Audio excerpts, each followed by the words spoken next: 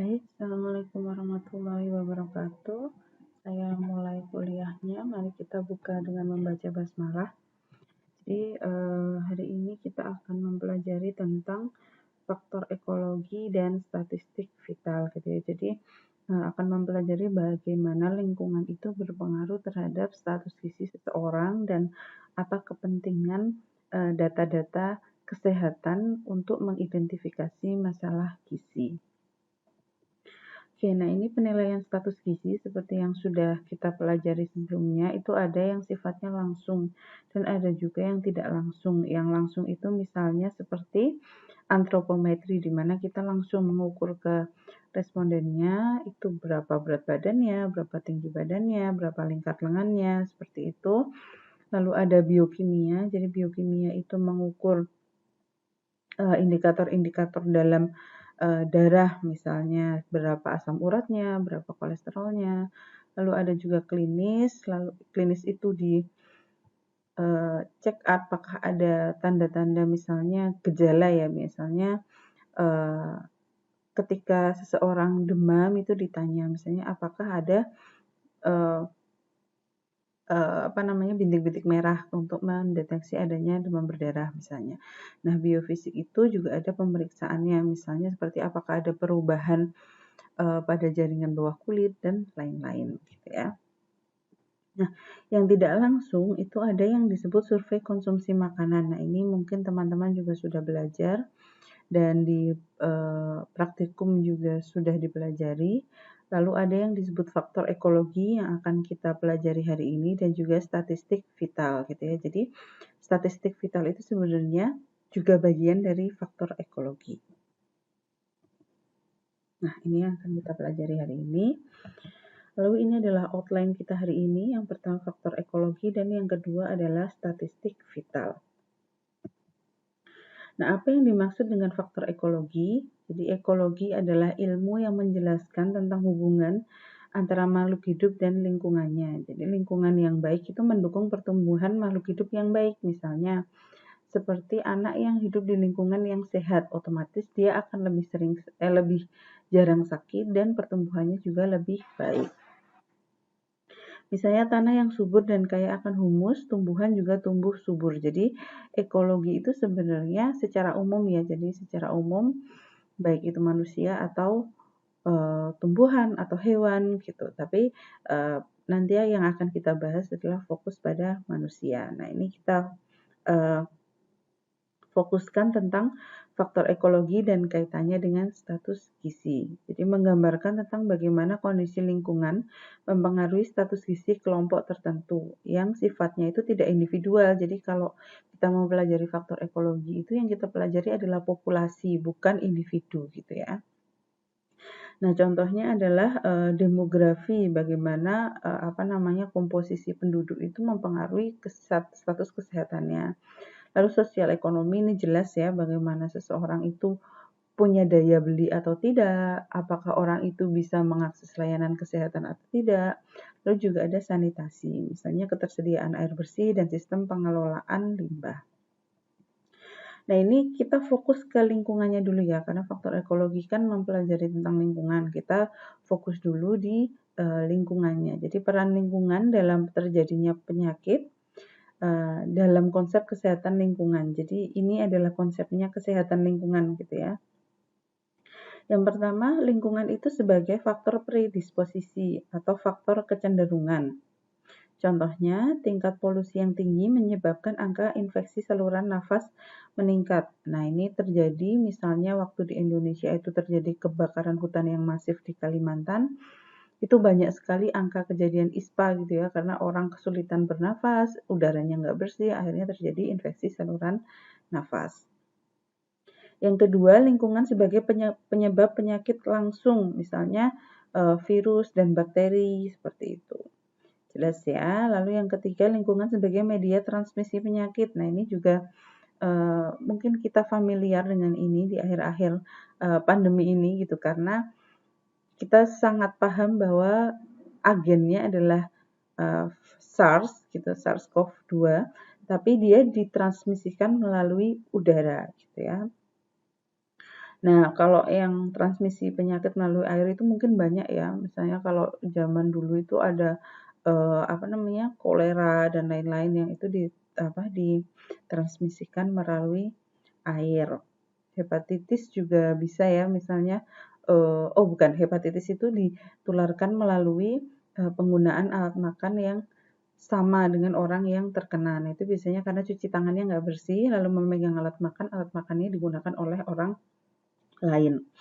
Lalu tanah itu juga ada banyak bakteri yang ada di tanah dan biasanya untuk konsumsi buah-buahan atau sayur-sayuran yang mentah itu bisa jadi membawa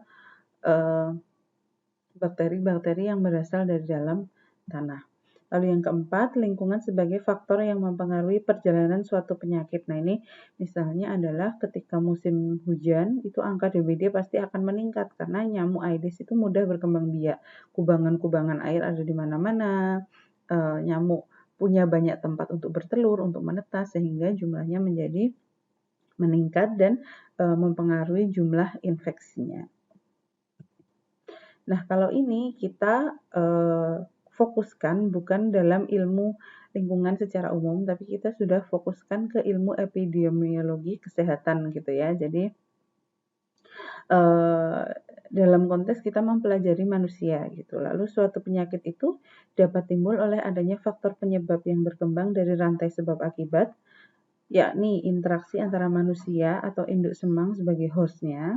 Jadi kita ini sebagai hostnya, lalu penyebabnya atau agentnya, dan lingkungan atau environment-nya. Nah, model timbulnya penyakit dapat dijelaskan dalam berbagai model, yaitu segitiga epidemiologi, jaring-jaring sebab akibat, dan model roda. Nah, ini yang di bawah ini adalah contoh gambaran interaksi antara pejamu, agen, dan lingkungan yang dijelaskan pada segitiga epidemiologi. Nanti akan kita jelaskan lebih lanjut gitu ya. Jadi dari gambar ini itu bisa dilihat bahwa masing-masing faktor ini saling mempengaruhi gitu ya, saling mempengaruhi. Jadi misalnya kalau jumlah agennya itu tinggi, itu lalu lingkungannya juga mendukung, misalnya seperti kemarin kan sempat dibahas bahwa oh bisa jadi COVID itu tidak bisa hidup di lingkungan tropis misalnya seperti itu. Nah, ini adalah termasuk lingkungan. Jadi agen ini itu di lingkungan ini cocok enggak kalau dia cocok dan mendukung pertumbuhannya sehingga dia akan mempengaruhi pejamu gitu ya.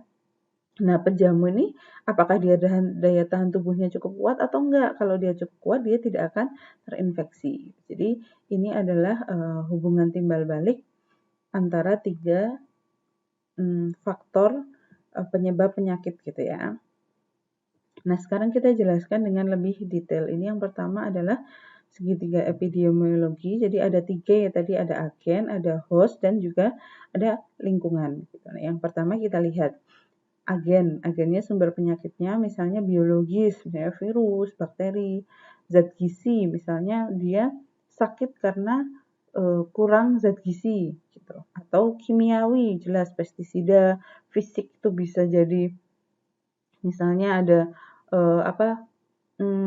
cemaran kaca pada makanan tertentu. Nah, itu adalah cemaran fisik. Lalu keseimbangan ditentukan oleh sifat dan ciri-ciri agen dalam kaitannya dengan host dan environment. Lalu hostnya manusia, jadi keseimbangannya tergantung oleh umur, jenis kelamin, ras, kebiasaan, faktor genetik, dan sifat-sifat kepribadian dan mekanisme daya tahan tubuh. Nah, misalnya umur orang yang semakin tua itu semakin rentan gitu ya. Jadi ini akan lebih mudah terkena penyakit. Gitu.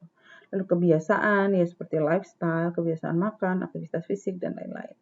Lalu juga ada environment atau lingkungan. Jadi jumlah di luar faktor tubuh manusia yang mempengaruhi kehidupan dan perkembangan organisme, perilaku manusia, dan masyarakat. Misalnya, tadi saya bilang misalnya adanya sanitasi gitu ya, hygiene, sanitasi, fasilitas hygiene dan sanitasi. Jadi, kalau ketiga faktor ini itu tidak seimbang, biasanya akan menimbulkan penyakit. Nah, ini bisa dilihat kalau dia kondisi sehat itu dia seimbang antara ketiga variabel komponen. Lingkungan itu tepat di tengah, lalu yang host dan agennya juga seimbang gitu. Maksudnya jumlah agennya tidak terlalu besar, kondisi kesehatannya human-nya juga bagus, dia daya tahan tubuhnya bagus, nutrisinya bagus, dia akan seimbang sehingga orang itu sehat gitu. Nah, yang gambar kedua di bawah ini bisa dilihat jika faktor agennya itu menjadi lebih berat gitu ya. Misalnya terjadi seperti yang saya bilang tadi, pada musim hujan jumlah nyamuk Aedes aegypti itu meningkat gitu. Nah, itu akan menyebabkan yang agennya itu menjadi lebih berat gitu. Jadi si human hostnya itu tidak bisa menyeimbangkan gitu. Jadi dia sehat sih, tapi dia kondisinya baik, tapi terlalu banyak agennya gitu. Jadi nyamuknya melimpah di mana-mana gitu, sehingga akhirnya si hostnya ini tidak bisa lagi mempertahankan kondisi kesehatannya. Nah, ini biasanya juga dipengaruhi oleh lingkungan gitu ya. Jadi lingkungannya bergeser ke yang mendukung agennya untuk tumbuh dan berkembang. Misalnya orangnya tidak bersih, tidak rajin membersihkan kamar mandi supaya nyamuknya tidak berkembang, seperti itu. Nah, yang ini terbalik. Jadi dia faktor hostnya yang lebih berat gitu. Misalnya ketika orang itu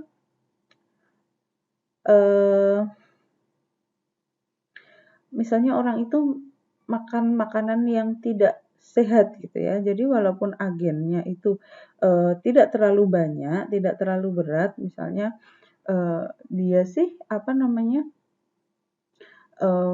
contohnya apa ya yang lebih mudah ya, misalnya seperti ini. Oh, gini aja, lansia gitu ya. Jadi misalnya pada lansia itu mungkin jumlah virus flu yang ada di sekitar mereka itu mungkin tidak terlalu banyak gitu. Ya biasa aja lah, karena namanya virus dan bakteri pasti ada di sekitar kita gitu. Tapi ternyata saat itu orang itu karena sudah tua, daya tahan tubuhnya rendah, jadi dia terpapar penyakit dengan jumlah yang tidak terlalu banyak ini sudah menimbulkan sakit. Nah, ini contohnya adalah ketika faktor hostnya tidak seimbang gitu ya, sehingga semua kondisi ini dapat menyebabkan penyakit jika ketiganya tidak dalam kondisi yang seimbang. Lalu ini yang kedua adalah jaring-jaring sebab akibat, the web of causation. Jadi ini bisa dilihat bahwa penyakit itu tidak disebabkan oleh faktor tunggal gitu ya. Jadi pasti akan ada faktor penyebab yang sangat banyak dan itu saling berinteraksi. Nah, misalnya seperti ini. Bisa jadi satu faktor penyakit itu bisa disebabkan oleh 3 faktor sebelumnya yang lain gitu. Misalnya mungkin nah ini ada contohnya di sini. Jadi kayak waktu kita menjelaskan tentang penyebab faktor-faktor yang mempengaruhi status gizi gitu ya. Jadi ada faktor yang dia agak jauh tuh.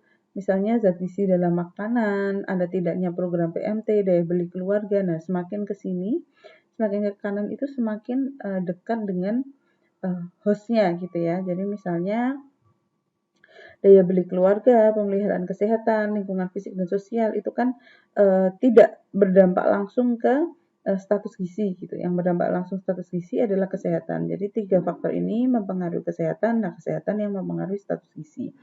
Zat gizi dalam makanan, program PMT, daya beli keluarga itu juga tidak secara langsung mempengaruhi status gizi. Dia mempengaruhinya konsumsi makanan, yang mana konsumsi makanan itu mempengaruhi status gizi seseorang. Gitu. Jadi kita tidak bisa mengatakan bahwa status gizi seseorang itu hanya bergantung pada satu faktor gitu ya. Jadi ada banyak faktor yang dia saling berkaitan satu dengan yang lain.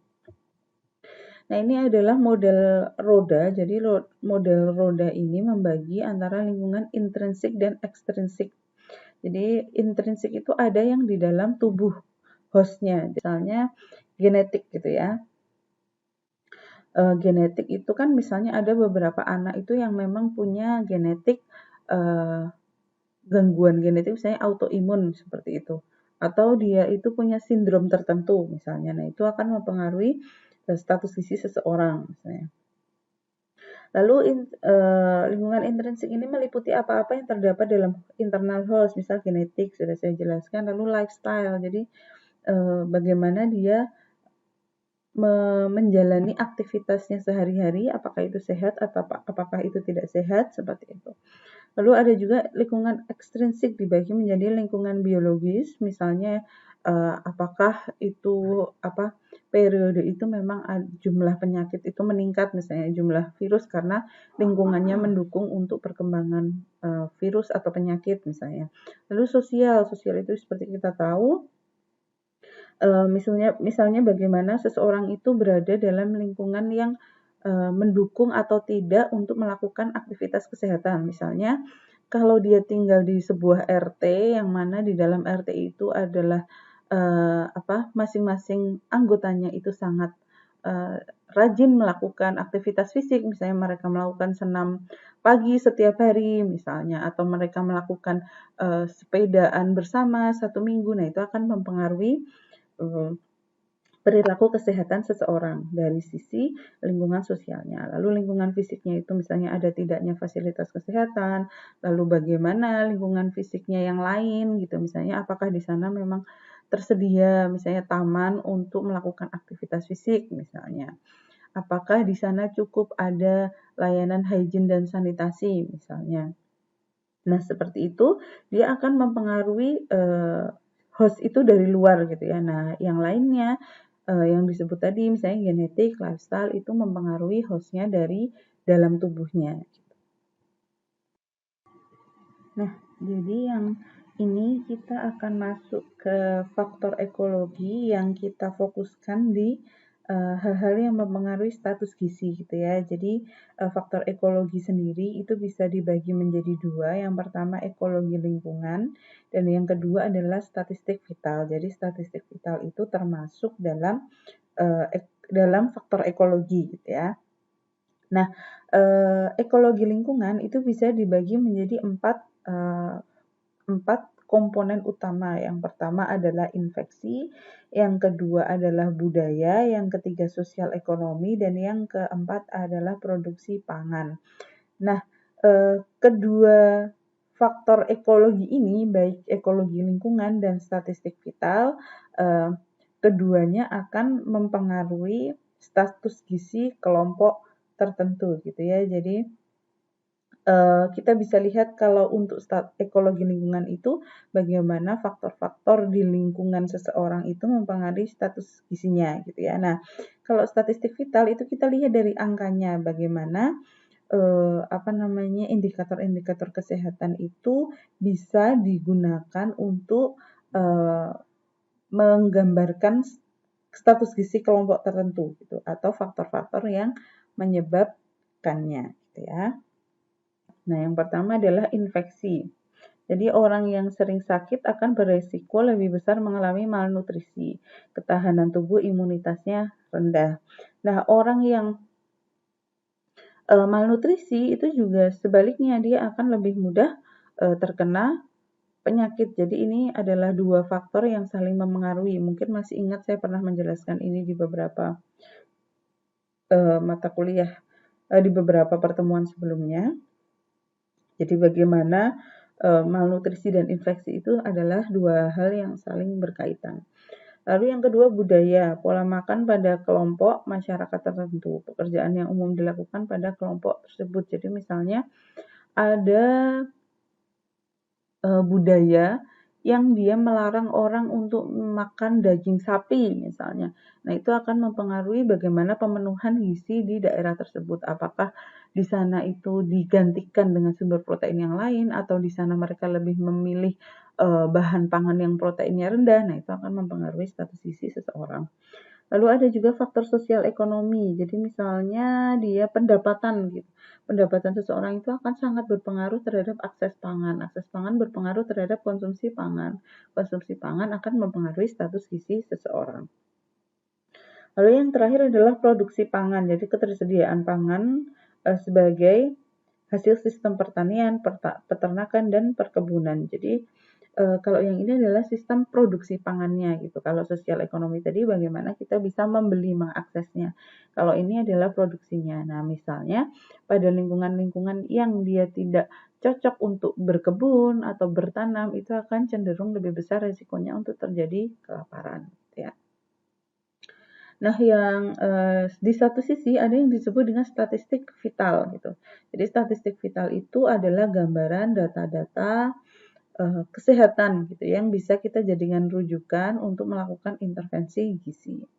Nah, ini dari buku tersebut dibagi menjadi dua, angka kematian dan kesakitan kelompok umur tertentu, misalnya angka kematian ibu, bayi dan balita, angka kematian ibu, oh ini tadi sudah ya, angka kematian ibu, angka kematian bayi dan balita, angka kematian ibu, prevalensi anemia remaja, dan angka kejadian penyakit lainnya. Lalu ada juga statistik layanan kesehatan. Jadi misalnya jumlah kunjungan ke puskesmas, rujukan ke rumah sakit, jumlah cakupan vitamin A, dan lain-lain. Nah, ini contohnya kasus yang dilaporkan oleh UNICEF gitu ya. Jadi bagaimana hubungan antara kejadian COVID-19 dan masalah gizi pada anak gitu. Nah, ini kalau kita baca, itu kita bisa ambil beberapa poinnya, misalnya infeksi. Nah, infeksi COVID itu sendiri meningkatkan angka kesakitan. Nah, itu akan mempengaruhi di statistik vitalnya. Dan menyebabkan resiko malnutrisi. Nah, ini bisa bisa di breakdown lagi. Misalnya kecukupan gizinya. Perubahan ketersediaan pangan akibat dampak sosioekonomi. Nah, ini menjelaskan kenapa sih kok infeksi COVID-19 itu menyebabkan resiko malnutrisi. Misalnya karena dia sosioekonominya berubah sehingga dia akses pangannya menurun misalnya. Atau bisa juga karena dia terinfeksi COVID, karena penyakit infeksi akhirnya berat badannya turun misalnya. Itu juga bisa. Lalu sosioekonomi, nah seperti yang saya jelaskan, meningkatnya PHK dan menurunkan pendapatan, perubahan kemampuan keluarga dalam mengakses pangan. Jadi di sini bisa dilihat ya, faktor-faktor ekologi yang mungkin mempengaruhi kejadian kurang gizi pada anak. Nah, statistik vitalnya yang mana? Statistik vital itu adalah jumlah-jumlah yang dilaporkan di sini. Misalnya jumlah kejadian penyakit COVID per tanggal 8 Mei ada 12.776 kasus dan 930 kematian. Nah, ini bisa juga dilihat misalnya berapa angka angka malnutrisi yang meningkat di periode pandemi misalnya. Nah, itu juga bisa dilihat. Ini kelebihan dan kelemahan mengidentifikasi status gizi menggunakan faktor ekologi. Yang pertama kelebihannya adalah keadaan ekologi lingkungan itu lebih mudah diketahui sehingga lebih mudah dalam memprediksi kejadian penyakit. Jadi ini mudah dideteksi gitu ya. Misalnya kayak tadi musim hujan itu akan lebih tinggi angka DBD-nya gitu. Datanya juga tersedia di berbagai instansi. Data dikumpulkan secara periodik, misal 5 tahun sekali, misalnya pada hasil Riskesdas gitu ya. Nah, kelemahannya adalah faktor ekologi merupakan penyebab tidak langsung melalui beberapa interaksi dengan faktor lain untuk terlihat efeknya terhadap status gizi. Nah, bisa jadi terdapat kemungkinan ketidakakuratan data, misalnya data posyandu karena keterbatasan keterampilan kader gitu. Jadi ini misalnya kalau statistik vital itu misalnya ketika posyandu itu kadernya mengukurnya tidak presisi misalnya, sehingga status gizinya kelihatannya itu yang jumlah status gizi yang jumlah gizi kurang nggak ada kok gitu. Ternyata bukan karena nggak ada, tapi pengukurannya yang tidak akurat. Nah, ada potensi manipulasi data. Nah, biasanya kalau ini kebalikannya ya. Jadi misalnya di sebuah posyandu itu terdapat banyak balita yang gizi kurang gitu. Nah, karena untuk menutupi dan supaya tidak menimbulkan masalah di administrasi, akhirnya udahlah dibikin gizi bayi aja gitu. Nah, itu yang kadang menyebabkan laporan-laporan atau data-data itu menjadi tidak akurat gitu, sehingga intervensi gizinya menjadi tidak efektif. Nah, kita masuk ke statistik vital, tadi sudah kita pelajari ya, statistik vital itu bagian dari faktor ekologi juga gitu. Jadi statistik vital itu meliputi informasi kesehatan yang terkait penyebab kematian dan beberapa informasi determinan penyakit. Data-data ini dapat dikaitkan dengan pola hidup, pola makan, status gizi, kondisi lingkungan dan sosial, dan kemungkinan pengaruh genetik pada kejadian penyakit. Data vital statistik yang berhubungan dengan gizi dan kesehatan antara lain angka kesakitan, angka kematian, pelayanan kesehatan, dan penyakit infeksi. Nah, ini penjabarannya aja ya. Jadi contohnya adalah angka kematian berdasarkan umur. Tadi kan kita sudah bahas di atas bahwa salah satu data statistik vital itu adalah angka kematian berdasarkan umur. Misalnya angka kematian bayi usia 2-5 bulan itu biasanya itu penyebabnya apa sih? Misalnya apakah dia diberikan ASI eksklusif atau tidak? Lalu apakah MPASI-nya cukup gizi atau tidak? Lalu apakah ada penyakit infeksi misalnya diare seperti itu? Karena pada usia-usia awal kehidupan seperti ini, kejadian diare itu bisa saja menimbulkan kematian gitu. Misalnya dia laktos intoleran, jadi dia diberikan susu formula, sedangkan kondisi tubuh bayi tidak bisa menerima susu gitu, sehingga diare dan kalau sampai terjadi dehidrasi bisa sampai ke kematian. Lalu yang kedua adalah angka kematian anak usia 13-24 bulan. Nah, pada masa ini adalah masa transisional di mana anak mengalami proses penyapihan. Biasanya mulai 2 tahun mulai disapih ya, walaupun sebenarnya menyusui itu sangat disarankan lebih dari 2 tahun gitu. Jadi misalnya minimal 2 tahun, tapi kalau mau dilanjutkan itu lebih baik karena masih banyak zat gizi yang bisa dimanfaatkan oleh anak. Nah, biasanya masa penyapihan ini menyebabkan asupan anak itu kurang dan berisiko kurang gizi. Misalnya dia lebih sering tantrum atau dia itu GTM, gerakan tutup mulut, seperti itu. Lalu yang ketiga adalah angka kematian anak usia 1-4 tahun. Misalnya penyakit infeksi, pneumonia, dan lain-lain ya, ada banyak ya, ada diare juga, kayak gitu. Lalu hygiene sanitasi yang buruk, misalnya tingginya angka keracunan, kesakitan akibat bakteri, virus, dan zat-zat kimia misalnya. Lalu kurangnya asupan makan, yang dimakan tidak bergizi gitu ya. Jadi di Indonesia ini angka-angka malnutrisi itu masih sangat tinggi karena anak-anak di usia ini itu makan yang tidak bergizi. Misalnya ibu-ibunya itu tahunya kalau anak sudah jajan itu sudah gitu, padahal jajan itu belum tentu bergizi sehingga anak tumbuh tapi tidak cukup gizi. Akhirnya dia lebih mudah terkena penyakit dan bisa jadi menyebabkan kematian. Nah, ini statistik layanan kesehatan, misalnya puskesmas, berapa jumlah kasus gizi kurang yang terlaporkan, berapa cakupan imunisasi, dan berapa laporan pelaksanaan posyandu, misalnya berapa balita datang, berapa balita naik, berapa balita ditimbang, dan lain-lain. Nah, itu nanti bisa dilihat di penugasannya ada di profil kesehatan daerah gitu ya, nanti kita akan bahas. Lalu rumah sakit, misalnya peningkatan penurunan jumlah rujukan gizi buruk ke rumah sakit semakin berkurang jumlah rujukan gizi buruknya, maka mencerminkan bahwa kondisi gizi masyarakat itu membaik misalnya. Lalu jumlah bayi lahir BBLR, nah ini juga BBLR itu sebuah indikator bahwa ibunya ketika hamil mengalami kurang gizi atau ada gangguan kehamilan. Jumlah kasus pneumonia, nah ini juga bisa menjadi rujukan gitu ya, apakah pneumonia ini disebabkan karena lebih banyak anak yang gizinya kurang atau gizi buruk misalnya, atau karena memang agennya meningkat gitu, jumlah virus yang menyebabkan pneumonia itu meningkat misalnya kayak gitu. Nah, ini adalah contoh statistik vital tren kasus campak dan rubella. Nah, ini saya ambil dari profil kesehatan Kota Jogja.